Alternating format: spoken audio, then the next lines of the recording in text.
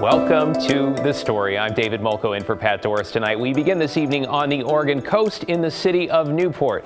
The mayor there emailed the Story team a while back about two dams that hold back the city's entire water supply. He says the clock is ticking on what could be a catastrophic dam failure. So what is the problem, and can't they just fix it? That is tonight's big story.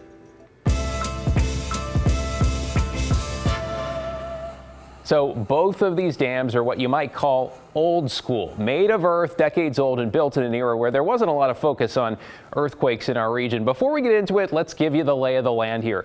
Both of the dams are on what's called Big Creek, essentially just east of the Highway 101 strip with the big Walmart and the Fred Meyer.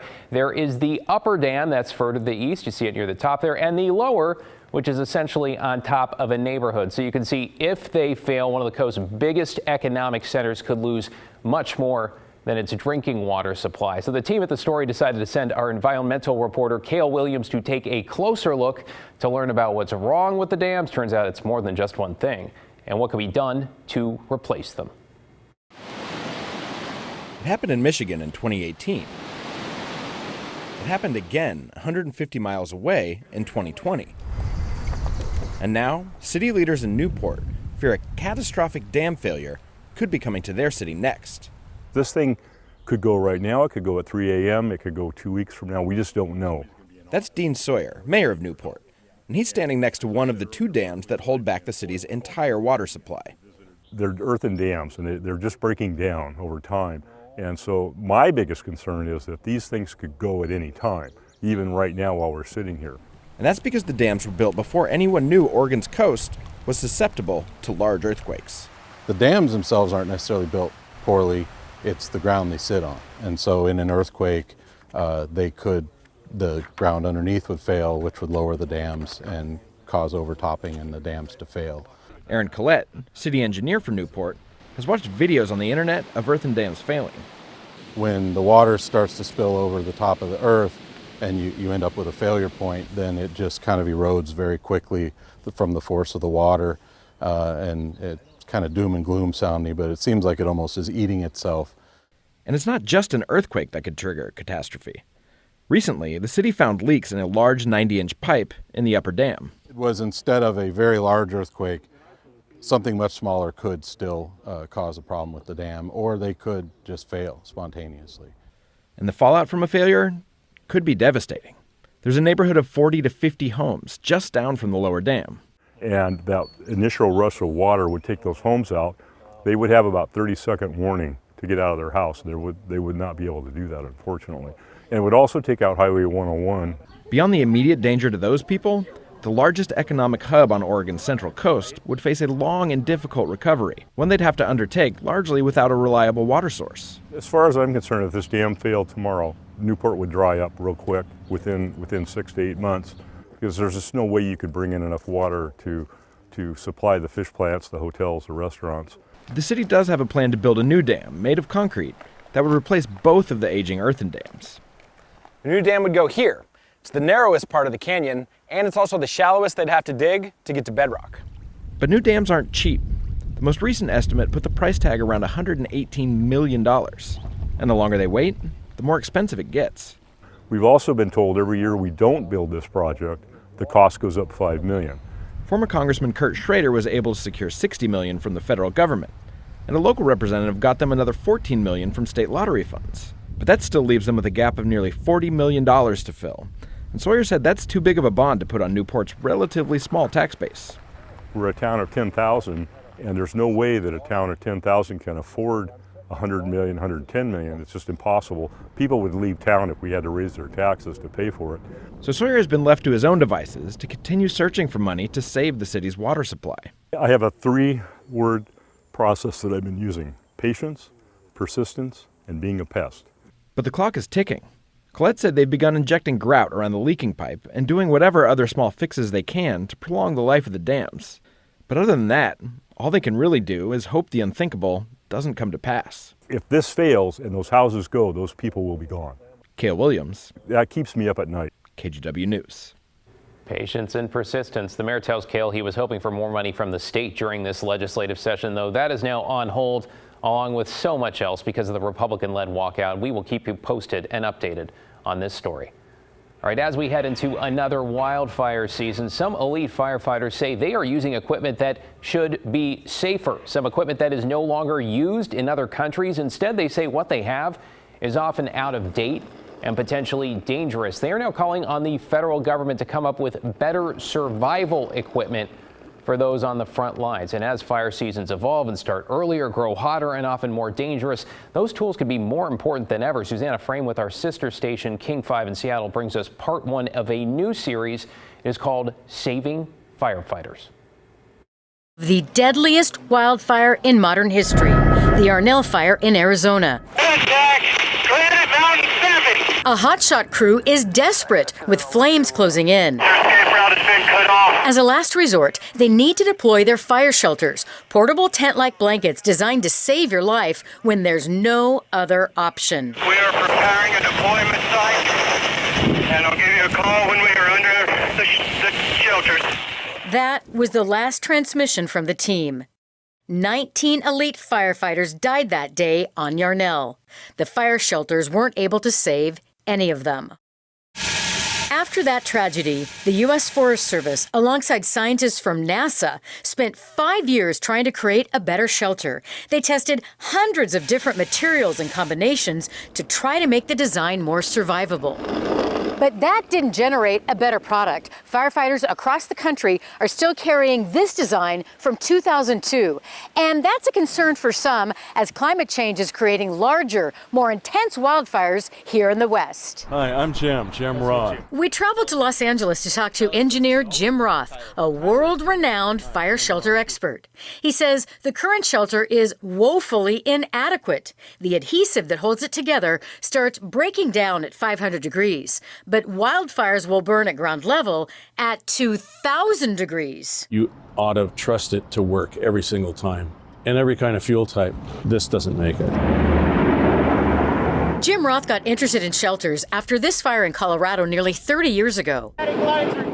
In 1994, 14 smoke jumpers working on Storm King Mountain got trapped by fire.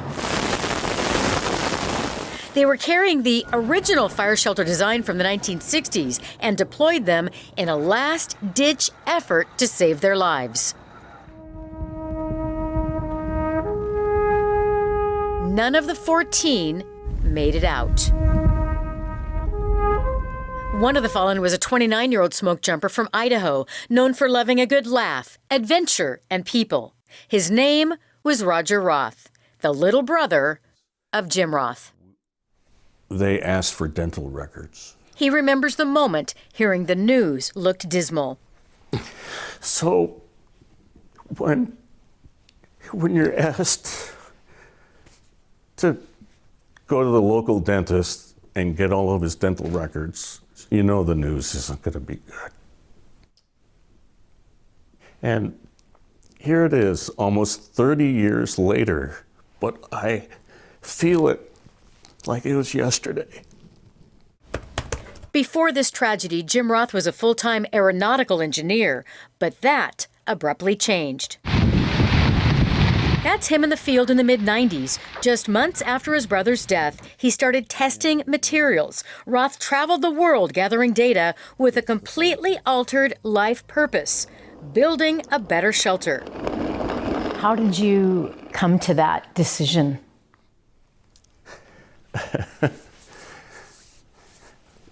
How did I come to that decision? I was very, very just angry, just really angry with how could he be taken away at such a young age. I just thought, okay, show me, what do you want? And that's when I realized I can do that. And he did. Roth designed a shelter that, with direct flames, reached just 73 degrees inside. The Forest Service came up with a shelter that heats up to nearly 134 degrees inside, almost double. In 2002, with both versions on the table, government officials chose the government design. It ended up being a political decision, and they went with the Forest Service fire shelter design which is still inadequate. It's not made to handle these environments that we see in wildfires. The Forest Service wouldn't conduct an interview, but in a statement said their shelter is lighter, easier to handle, and has a tougher outer shell, especially in windy conditions. The current shelter has saved lives. Since 2004, the Forest Service says 61 people have been saved, and shelters have prevented 114 injuries. Yes, they've saved some lives. Yes, I'm not arguing that. But why are we not having the best? Jason Ramos is a retired career smoke jumper from Winthrop. Total crown fire. This is video Ramos shot on the job. For years, he's advocated for better survival gear. In 2016, he even wrote a book, Smoke Jumper, that was critical of the current shelter's capabilities. We want to be varsity. Why are you giving firefighters some JV gear? I love the United States, I love the fire service, but we are not where we should be. Back to Jim Roth's work, he says in 2023, the shelter he developed in the 90s is out of date. And you'd normally get into it. New materials mean there's got to be a redesign, and he's committed to making it happen. That's the only thing left in life that I have to do. And that's getting a fire shelter that's really going to save lives and work in every wildfire. Some really important questions there. Susanna Frame reporting. We're going to have part 2 of her series that is coming your way on Tuesday. She'll take a closer look at something called fire curtains. They are designed to be used inside bulldozers and trucks battling fires. You're going to hear from one man who survived a wildfire because of that curtain. It turns out many wildland firefighters in Washington do not have that extra protection. Susanna shows us why in her part 2. Again, that's tomorrow, right here on The Story. Well, up next, it's something that hasn't happened in Multnomah County in 7 years, and it could be a way to help some people who are homeless off the streets. Blair Best tells us about the program that prompted 5,000 people to sign up in just a few hours. That's when The Story returns.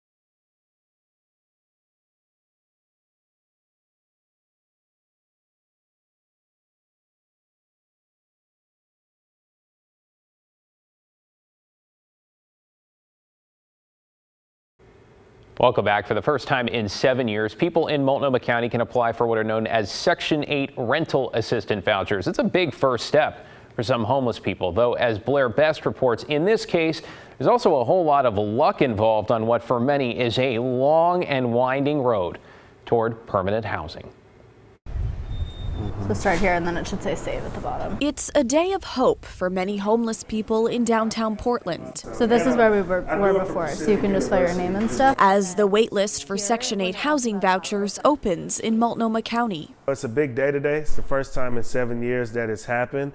And, this morning we started helping folks to get signed up. Starting at 9 a.m., people flocked to homeless nonprofits like Street Roots and Blanchet House to fill out the application. Date of birth, phone number, your gender. A Section 8 voucher is a form of federal rent assistance meant to help people who make at or below 50% of the area median income. So it's your name. Chris Harvey, who lives in transitional housing in Old Town, is one of 5,000 people who applied in just the first few hours of its opening. It can be daunting at times. We know that the first day is always going to be the busiest, that traffic will spike, applications will spike. So we do expect that to taper off in the next few days. Ian Davey is the chief operating officer at Home Forward, the housing authority serving Multnomah County and managing Section 8 vouchers. The last time their waitlist opened, 17,000 people applied. This year, they're expecting more than 20,000. Our goal is to start pulling those names as soon as we've created that waitlist later in the summer, and work as quickly as we can to get them into people's hands. But what about those who don't have access to a computer? Well, Home Forward has a hotline they can call during certain hours. But of course that means they have to have access to a working phone. I think it's just one of those things where spreading the word is really, really important. This year, 2,000 people will be picked at random for the wait list, and it could take up to 3 years before they get their voucher. There's definitely plenty more work to do up top for us to be able to create more housing opportunities for our neighbors out on the streets. A message that's been realized in Washington, D.C. Announced today, nearly $1 million is coming to Oregon for housing vouchers. About $800,000 is going to programs in Portland. A needed boost, seeing as back in 2017 and 2018, Multnomah County stopped handing out vouchers to those on the wait list because they didn't have enough funding. What the demand is a reflection of the need, right? We know that for every one housing choice voucher that we're able to get into somebody's hands to use, there are 4 or 5 other families that don't have access to that. I haven't gotten all the way through it. A harsh reality people like Harvey know all too well. I have to take care of myself now. I can't worry about 5, 7, 8 years down the road. I have to worry about now. I need a place today. The deadline to submit an application through Home Forward is this Friday, June 9th. Blair Best, KGW News. Well, from time to time, we ask Blair to give you a little bit of a behind-the-scenes look at her reporting. That includes some of what she learns along the way. So back over to Blair now.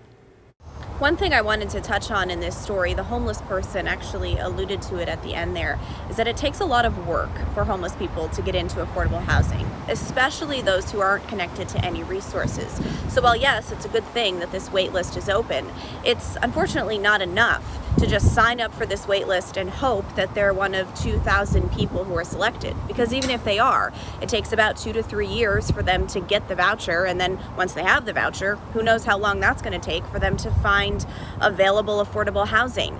So something that I sort of learned today and saw was that homeless people really have to be connected to a lot of resources, working with a lot of nonprofits, and really be in the system in order for them to take those steps to ultimately get permanent housing. Just signing up for this wait list isn't enough.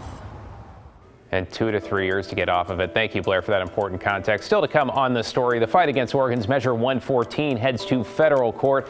How long it could be before we get a decision and what that could mean for a law that is essentially on hold. Plus, the story's Pat Dooris received quite the honor over the weekend, celebrating his decades of service right here at KGW and to people like you across the Pacific Northwest. We've got details on that when we come back. Next at 6:30, 2 separate brush fires in Vancouver prompt evacuations. We'll have the latest updates. Plus, rumors spread online about a possible serial killer on the loose after the deaths of 6 women in the Portland area. Today, Portland police try to quell speculation, saying they do not believe the cases appear to be connected. And crossbow darts keep showing up in a Troutdale yard, and no one knows where they're coming from. Hear from one mom who says it isn't safe for her for kids to play outside anymore. Those stories and more coming up on KGW News at 6:30.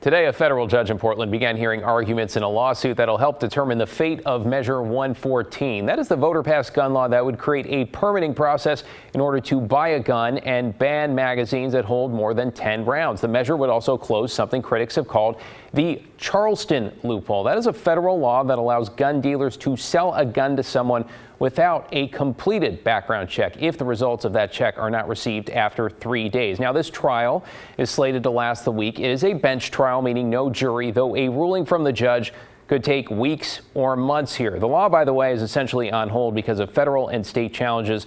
Let's run you through the arguments, though, on both sides here. The Oregon Firearms Federation is the leading plaintiff challenging Measure 114. They argue the measure is unconstitutional, that it infringes on the Second Amendment by allowing indefinite delays on gun purchases when background checks are not done quickly. That is where the Charleston loophole we mentioned comes into play. Now, they want Measure 114 ruled unconstitutional and therefore thrown out. The defense, though, is arguing that all parts of Measure 114 are constitutional, including the permit to purchase regulations and the ban on large magazines. The crux of our defense for large capacity magazines are that they're not arms at all, protected by the Second Amendment because they're accessories. We're extremely confident that after a 5-day trial, we're going to prevail and Measure 114 will be able to move forward and be implemented.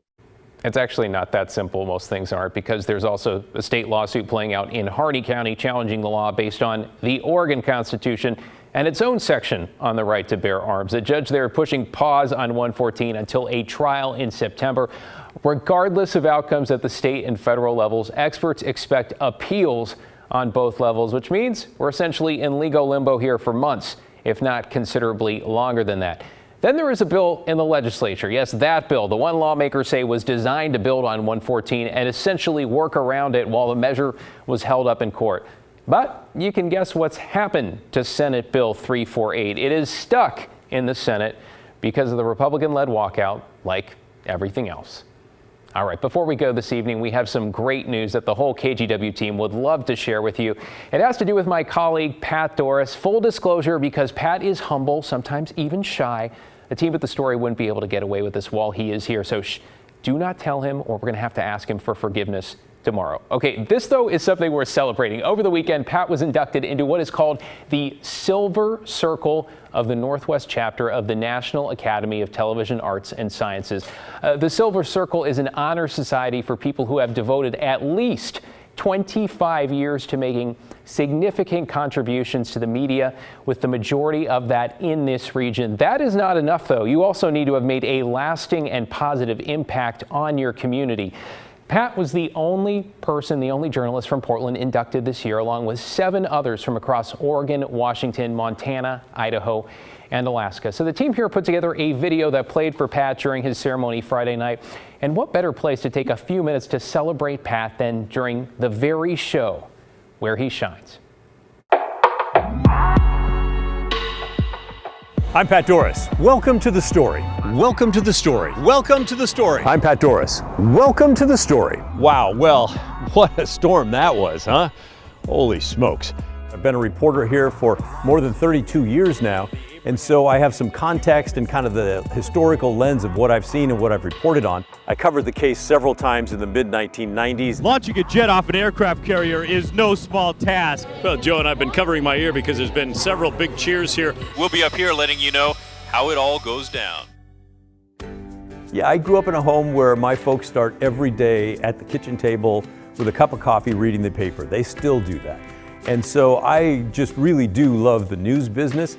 There's been times throughout my career where maybe I've been a little burned out because I've covered too many riots or too many storms or that sort of thing. But for the most part, day in, day out, I'm totally jazzed to be doing this job, to be telling stories that make a difference in people's lives, that help the community sort of understand what's going on, to kind of let them look at issues in different, shapes and sizes and kind of see the different refractions that the lens can make. It's like magic, and I love that feeling. We're starting outside today because we're talking about election security. It can be confusing. It sounds like it's a boring thing, and it kind of is. We're not just doing buildings on fire or car crashes. And by the way, this is pointed at the politicians, not the police. And I think people appreciate that. They like BS being called. I would argue, you got nothing. We're just for the viewers, and we are seeking the truth the best we can. So let's dig into what it is. We're going to take a look at what happened and what did not, and why. And so I think people like that we're trying to address the really tough, big issues, and we do it 5 nights a week. I'm Pat Dooris. Recently, my colleague Christine Pitawanich and I were both granted access to 2 intensive care units in Oregon full of COVID patients. Covering stories like this, I think, is important because it's real life. It's really happening. Both the woman in her 50s and a second COVID patient here, neither one vaccinated, died by 7 p.m. Yeah, it was awful. I mean, 3 people died while we were there. It was awful.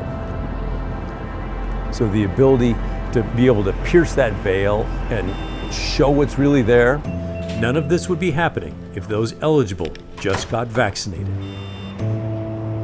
I think that's why we're here. That's why we're here. Well said. Congratulations, Pat. An incredible honor. So well deserved. I hope you're enjoying your Monday off, because tomorrow, back to work. Brittany's up next with your 6:30 headlines. Wait till you see Matt's 7-day. I am back tonight at 11 if I do not see you then. Thanks for watching. Have a great night.